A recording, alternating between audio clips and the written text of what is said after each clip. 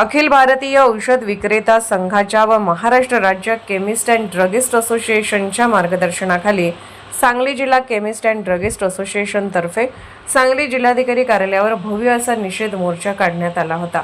या मोर्चासाठी सांगली जिल्ह्यातून जवळपास 4200 संघटनेचे सभासद, औषध विक्रेते, औषध दुकाने बंद ठेवून सहभागी झाले होते। मोर्चाचा मार्ग विश्रामबाग येथील चौकातून जिल्हाधिकारी कार्यालय असा होता।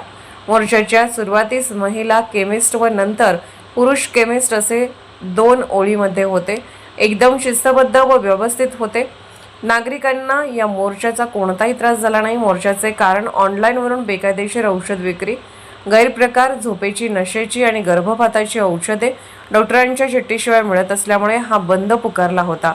तसेच मेडिकल स्टोअर्सला सर्व कायदे शासनाने लागू केले आहे, पण ऑनलाईन विक्रीसाठी असे कायदे शिथिल केलेले आहेत। या बंदसाठी सांगली जिल्ह्याचे खासदार विशाल प्रकाश बाबू पाटील, शेतकरी संघटनेचे नेते माजी खासदार राजू शेट्टी, संदीप राजोबा, सांगली जिल्हा शहर काँग्रेस कमिटीचे अध्यक्ष नगरसेवक राजेश नाईक तसेच विविध डॉक्टर संघटना इत्यादींनी उपस्थित राहून पाठिंबा दर्शवला। तदनंतर माननीय जिल्हाधिकारी यांना निवेदन देण्यासाठी संघटनेचे शिष्टमंडळ विजय पाटील, रवींद्र वळवडे, विनायक शेटे, सोमेश्वर खरारे, भरत सावंत, सागर साठे, सचिन सकळे, सुशीला हळदरे इत्यादींनी निवेदन दिले।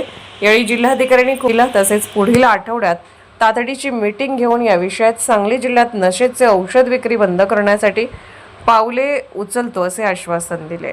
अखिल भारतीय आणि महाराष्ट्र राज्य केमिस्ट संघटनेचे अध्यक्ष आमचे नेते आदरणीय जगन्नाथरावजी उर्फ आप्पासाहेब शिंदे यांनी ऑनलाईन फार्मसीच्या विरोधामध्ये कायदेशीर प्रक्रियेत असेल, मागणी पत्रात असेल, काही भेटीअंती असेल, त्या अनेक मागण्यापैकी ऑनलाईन फार्मसी बंद करा, नशेच्या विळख्यातनं तरुणाईला वाचवा, MTP किट सारखी औषधं ही सहज उपलब्धता, जे कायदा फक्त केमिस्टला आणि बाकी सगळ्यांना कुठल्याही प्रकारचा कायदा नाही, याच्या विरोधात जे आंदोलन उभा करण्यात आलं होतं ते आज होतं।